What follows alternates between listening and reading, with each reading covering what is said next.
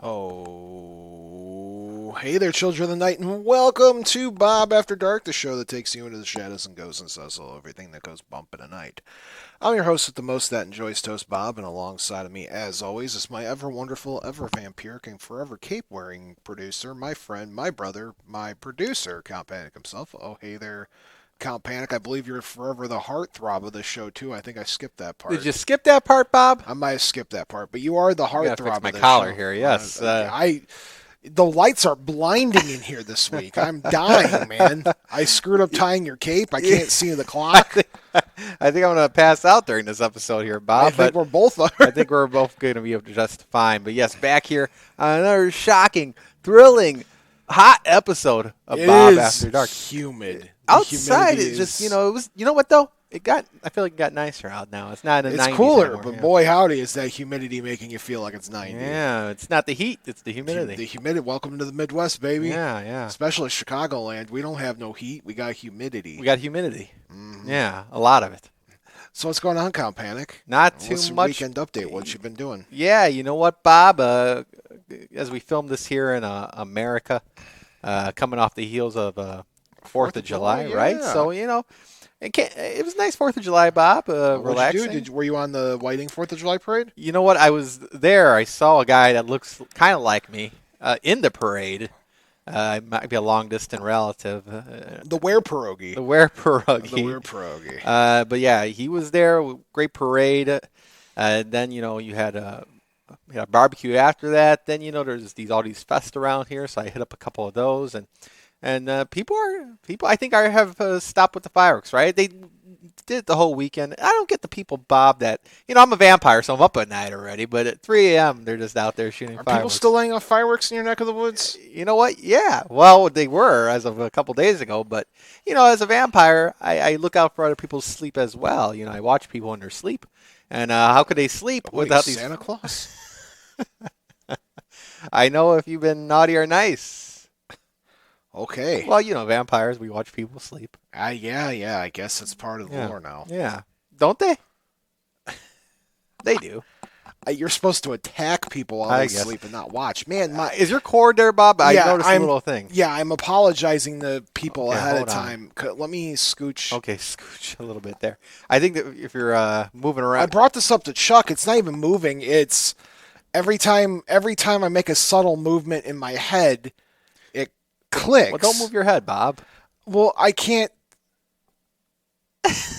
So what? This is how I have to do the entire show? Just stay right there.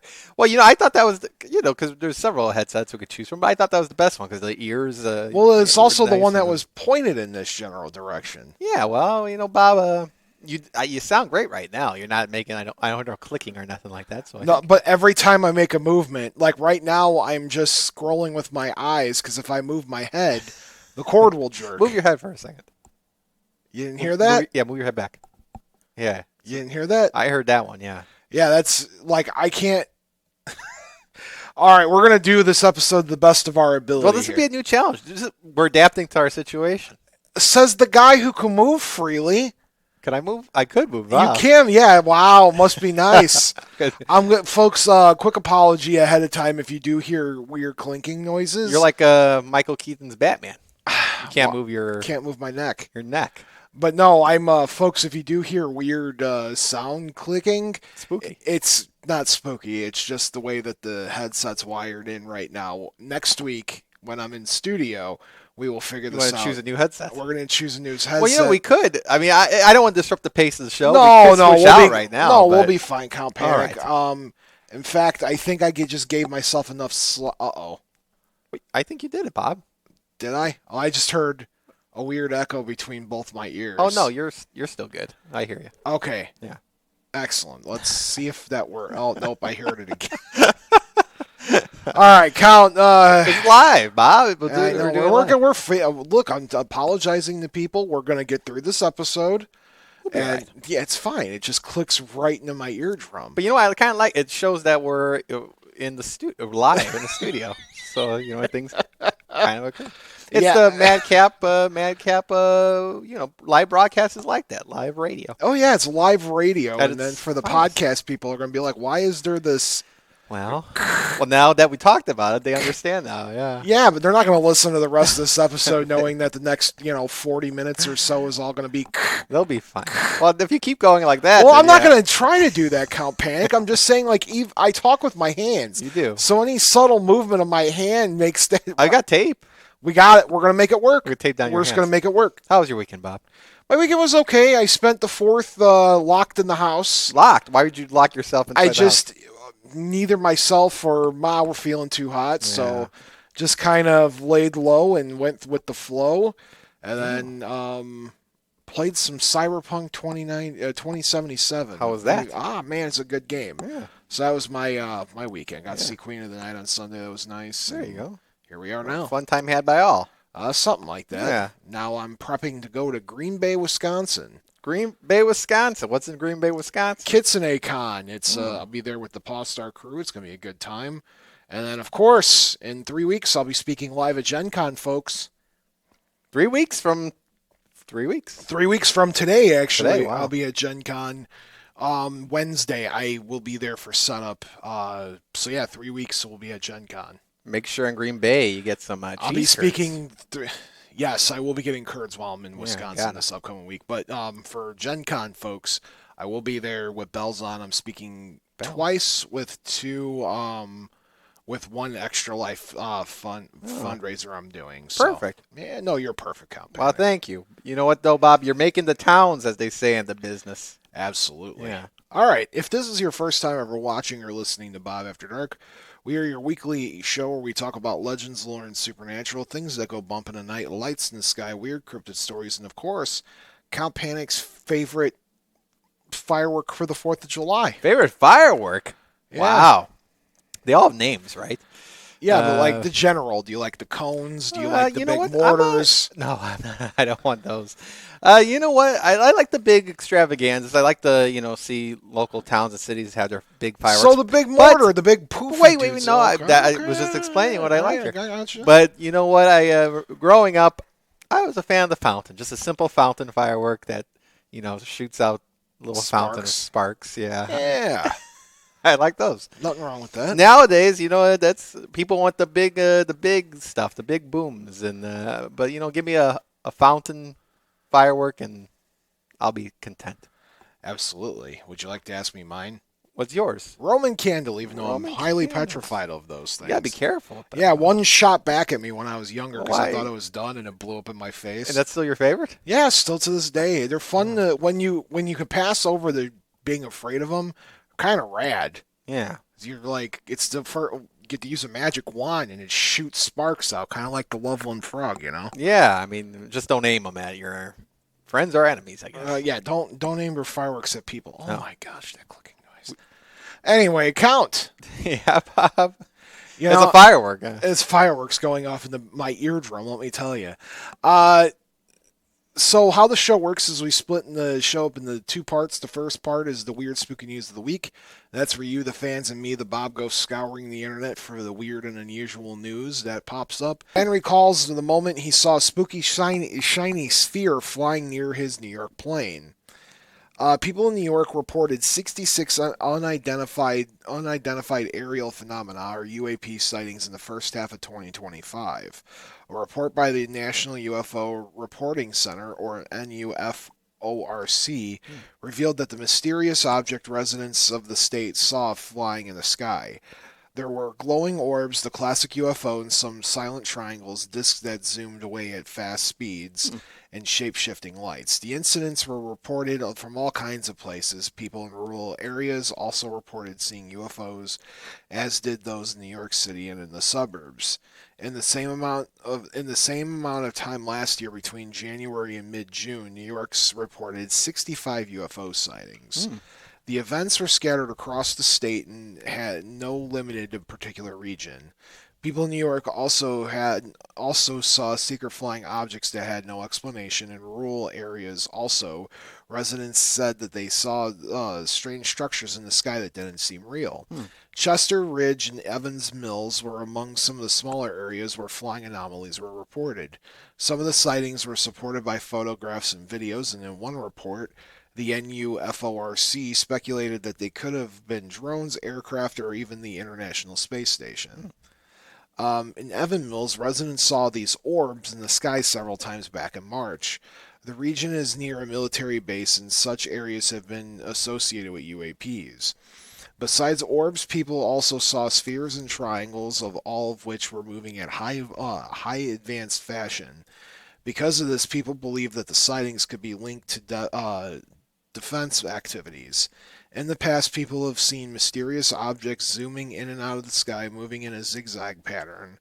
The orbs and spheres and triangles made sudden movements, they're taking sharp right angle turns and making several other maneuvers.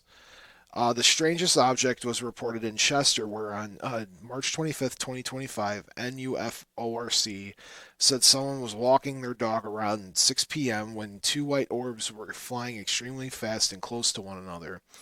The witness thought them to be birds at first, but the synchronized movement raises suspicion. The orbs took a sharp turn to the northwest without slowing down. Soon they became dark, aerodynamic ovals are and hard to spot in this evening sky. They then disappeared. Yeah. In another incident, this is the one that the article's about, a passenger flying in from Toronto told NUFROC about a metallic flying ball flying in the total opposite direction, roughly 100-200 feet below their aircraft. The person said it was perfectly round and shiny sphere, and it was shining. Yeah. A lot happens. The witness is sure that it was neither a balloon nor a stationary object. Hashtag Panic's take. Yeah, you know what, Bob? Who am I to say? It's got to be a UFO. Forget those other cases or other options there. I'm confirming it's a UFO. And with that, Bob, we do have a phone call. In case All right, yeah, we'll take the caller. A little breather and take a phone call here. Caller. Hey, Bob, are you all right? Yeah, John, I think I'm going to be okay. I got, I broke out. I'm in a really bad cold sweat right now. We're going to get through probably this next news story, do a little bit of a lore of the week and call it.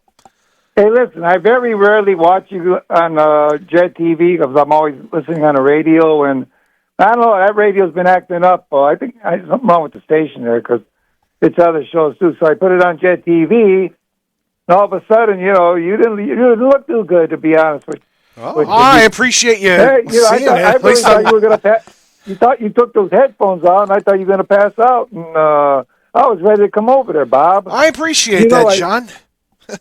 I do that for you. I'd bring you a cold drink or something, or I don't know what you're sipping over there. Just water. Just water, folks. Nothing crazy. But yeah, slow down a little bit. Maybe ours those lights over there, or something buzzing in your ear there. It could be. Well, I appreciate the kind words there, John. I'm going to be just fine. Yeah. I'm just calling out of concern tonight. So, thanks, John. Like I said, I usually don't watch it, but I am watching. So, hey, what happened to the other couch? Did they do some rearranging there too? Or? Yeah. So the couch is on the other side of the room. Now we have these, as Vix calls them, the Pee Wee Herman style cherry chairs from Pee Wee's Playhouse. Kind of see them right there. They do look like the cherry chairs. Huh? That's. I told her this year for Halloween I'm gonna dress up as Pee Wee Herman, and those could be cherry. You could take them around with you. You look good behind that desk, anyway, Bob. Thank you. All right, take it easy. I'll see you later. There we go. Oh, thank you. And Heather chimes into the show as well, messaging here. Bob, are you drinking water or juice? Water. Water. Okay. I guess if there's any juice in here. Some juice before you go home. Or hard candy. There might be some hard candy underneath that couch across the. Yeah, there might be from 1972. There might be a breath mint. But maybe there might be some juice. I'll look in the mini fridge. I'm good. There's some candy. We're gonna get through this. A beer? I don't know. A beer. We might have some cold beer laying around somewhere. Yeah. Yeah. Man. All right. So let's me read you guys this last news story. We'll save the one about Tom DeLonge for next week. Yeah, save that. Because Tom DeLonge's a personal hero of mine. He might be calling in. If Tom DeLonge calls into the show, I would pass out. You know who Tom DeLonge is, right? Yeah, Blink-182. Yeah, he's a big paranormal guy, really big into the aliens world and whatnot. Shouldn't say he's a hero, but he's definitely an icon in my world. But never meet your heroes, Bob. Never. I met you, and things are just That's fine. right. So far, It's been 6-7 years, That's however true, many too, years, yeah. and 473 podcast episodes according to 497 right now. you. You know that you changed the number to that like 12 times during the episode last It week. kept going up. Yeah, oh yeah, and then it went down. They take away the other episodes from us. Oh my goodness! All right, Cal, are you ready for a spooky gig this holiday season? Yeah.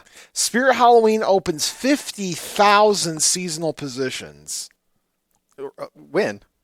Now? I'm going to read the article from you, Okay, by the got way. it. I'm going to read the article We for love you. Spirit Halloween. Spirit Halloween is set to open a near record number of locations with 1,500 stores this fall. Halloween may be 4 months away, but retailer Spirit Halloween has started hiring. The nation's largest Halloween retailer is hiring 50,000 staff members for the season, and applications are open.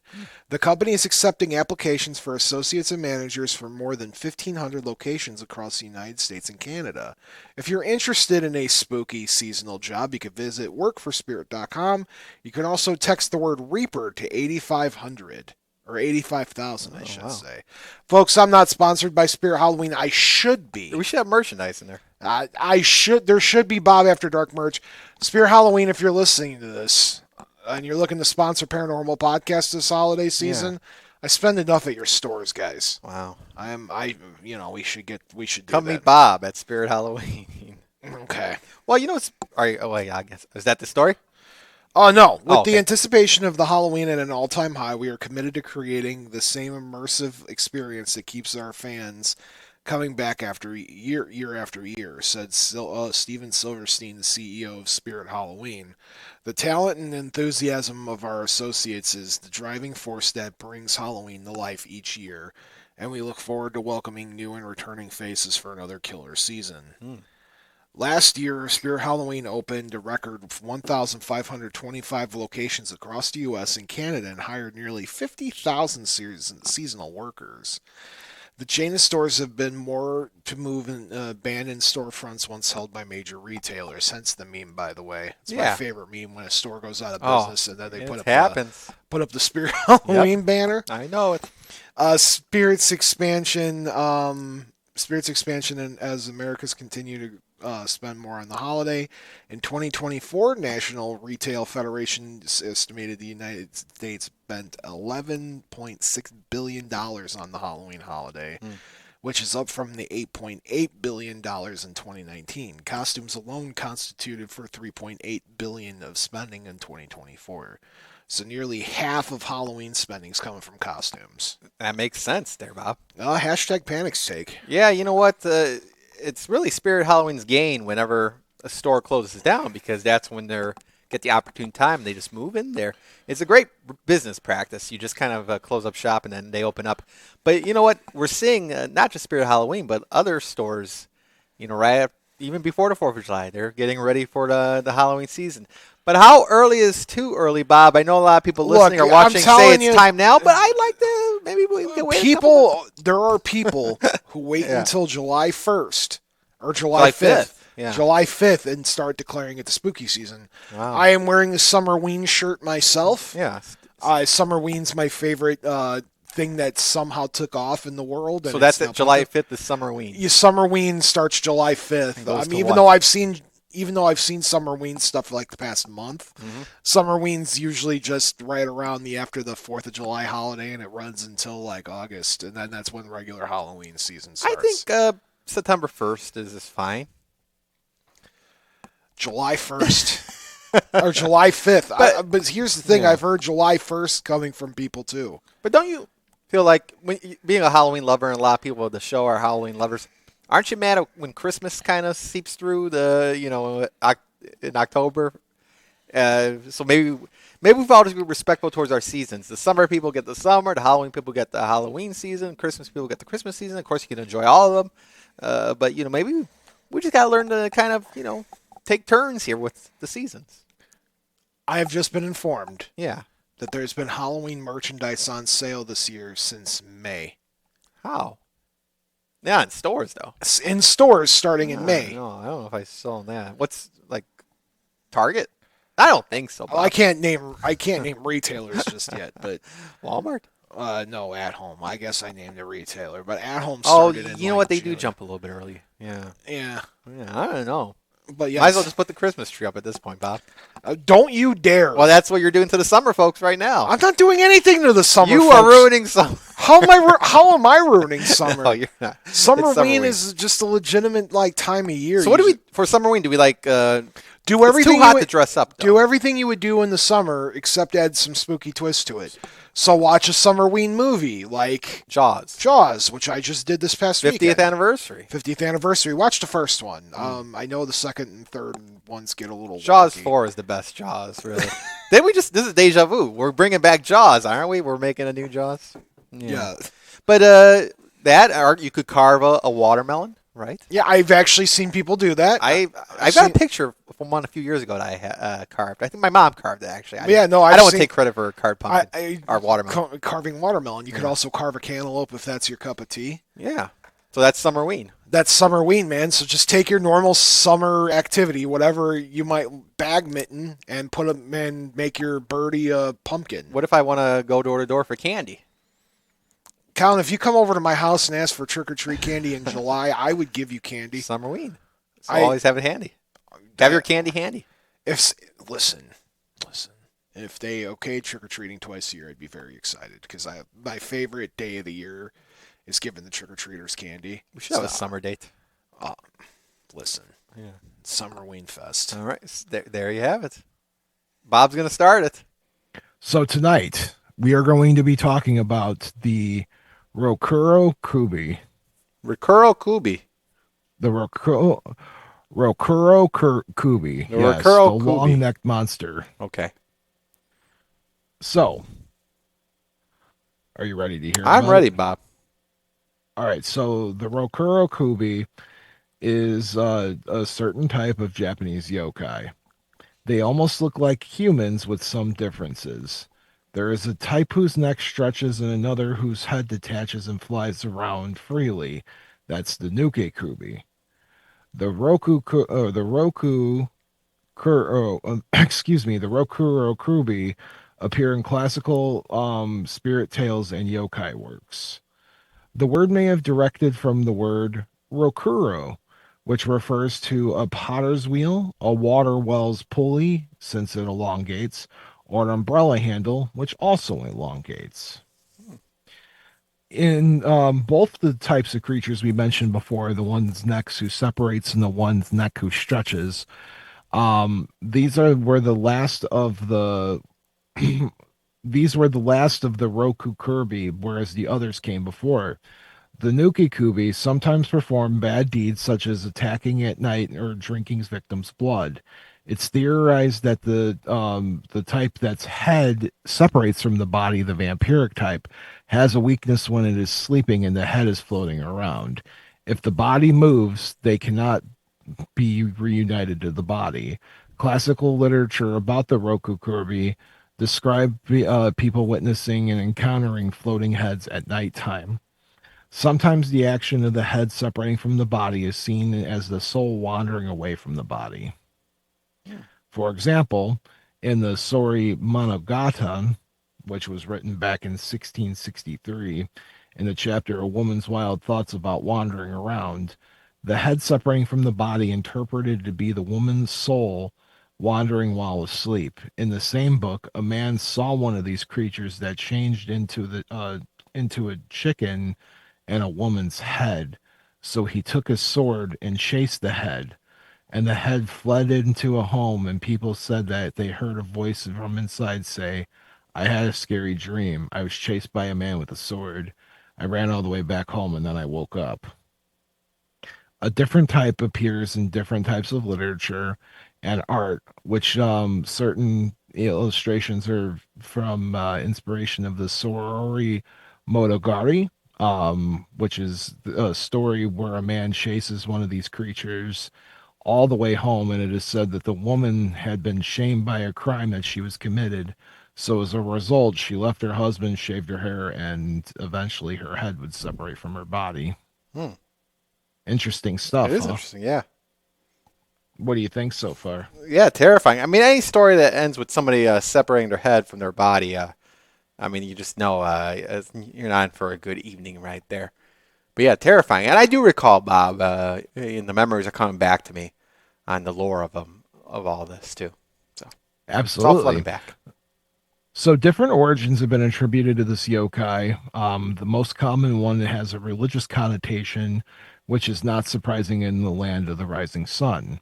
According to this belief, the metaphysical creatures have been broken into precepts of Buddhism and were cursed as a result. Their punishment is a life as a monster roaming amongst humans. To repent, the creature targets people who do not respect Buddhist philosophy. In a particular case, the creature behaves as an evil being, and it murders its prey by devouring it or sucking its blood by absorbing vital energy. So it's like a long necked vampire in a Yeah, way. basically. Other explanations are of psychological nature. The transformation manifested by the elongation of the neck would be the supernatural expression of a desire that a person. It should be remembered here that the Rokurokubi person is not aware of his or her condition. The few moments that come to mind are attributed to dreams. In other legends, they are oni, or godlike creatures, who play at frightening people, equivalent to vampires for Europeans, or a woman seeking revenge, such as the demon Hania. So, there's different types of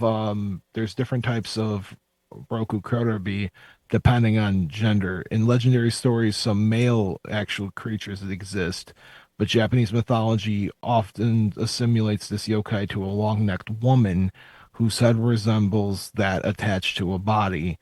The female creatures attack men, while long-necked men would hunt women at night. Another typology is considered the ferocity as a classification criterion. Thus, there are gentle Roku Kirby who just like to play amusing tricks, drinking oil from lanterns, scaring, and spying, while others the push the boundary to the point of transforming themselves into bloodsuckers. Hmm. Generally, the cruelty is blamed on the flying head yokai. These are the most dominant types of the Roku Kotobi, as we were talking about before. These monsters have a detached, wandering head, and some of these Japanese folk tales say they are the original prototype to what we have now. In Japanese literature, there's full stories whose main entities are yokai. This is literary tradition since the Edo period. Here are some of the legends concerning the Rokurokubi. Beware. After me telling you all of this, you may have difficulty sleeping at night. Okay, I'll be alarmed at that. One of the myths is in Yomihon, Yomihon, a famous book from the Edo period. Tells the story of a monk and a woman who run away together. During their journey, the woman gets ill and collapses. Being short of money, her companion decides to murder her. Later on, the monk renounces his religious beliefs and indulges in the pleasures of life. Moving from end to end, he would end up falling for the daughter of one of his hosts and became her lover. At night, the girl metamorphosed, and the monk found himself in the presence of his lover, who, with an elongated neck, rebuked him. Feeling remorseful, the monk explained everything to the owner of the inn, and to his surprise, the owner confides in him that his inn is financed by money stolen from a woman that he had killed, and as punishment, he had a Rokurokubi daughter with a face that changes in appearance. Hmm. As an epilogue, the monk reiterates the Buddhism religion that builds the tomb for his first wife. Salvation is in religion, is what the author of the story appears to be saying. The Rokurokubi in this story is not an evil one, but this is not always the case. The following second legend has a much less happy ending. In a story by Matsuru Seizun, a pregnant woman is afflicted with an incurable disease. A strange peddler told the husband that the liver of a white dog was a miracle drug. The husband then kills a white dog and serves the liver to his wife. Hmm. She regained her health, and the husband concluded that the peddler was a true healer after all. Unfortunately, the conclusion was hasty. His wife gave birth to a Rokurokubi girl whose head separated as soon as she was born. This was when the white dog reappears and attacks the head, thus killing the baby. Note that this legend is based on the animalistic side of the Shinto region, which considers that animals and objects also have a soul. Hmm. From medieval folklore to recent video games, Japanese culture is full of yokai, all kinds of different ones. And Japanese urban legends have been adapted by artists from various backgrounds. Thus, we find monsters and humanoid creatures and illustrations all kinds of ways. So, what do you think, Count Panic, of our long-necked friend, the Rokurokubi? Yeah, I mean, long neck. You said like vampire-like, right? In a sense, in a way, a little bit there. Maybe a distant relative of mine. I don't think I have as long as a neck for this, but truly terrifying, Bob. I mean, again, it's something when you see on the streets, you might reconsider uh, taking part in a conversation with it. I mean, how do you defeat something like this? Say you need to, Bob. How do you go about it? Strangle the stretched neck. Now, this is a good plan of action. The longer the neck, the more strangling you would get done, and boom, right there, you have it. Correct? 100%. And this is one of those creatures, too, where if you have the type where the head separates from the body, it then becomes it becomes a case of you just needing to take the body and move it, because then the head doesn't remember where to go, and it unfortunately loses its power and dies. Yeah. I hate when that happens, doesn't it? 100%. Yeah. So this was one of the quicker stories I had, but I still wanted to share it with all of you guys because it's one of the most commonly depicted yokai you'll ever see. I would say it's up there with the likes of the Tanuki and the Kappa. You see a lot of her iconology and different artworks and whatnot. So Yeah. that is our story of this Yeah. creature. Yeah, no, Bob. Again, terrifying in general. Something you wouldn't want to run to on the street. And I think we're better for knowing about it now. Just go for the neck, Yes, just in case. 100. Yeah. And so Count Panic, do you have any closing words for our audience this evening? Yeah, it was a nice show here, Bob. I'm glad we got to experiment on some uh, technology here today. But yeah, look forward. A great episode. I'll send you the podcast here right after the show, of course, as always. But As always, and then it'll be yeah, up tomorrow be for up you guys tomorrow. to listen to in your enjoyment. Yeah, simple as that.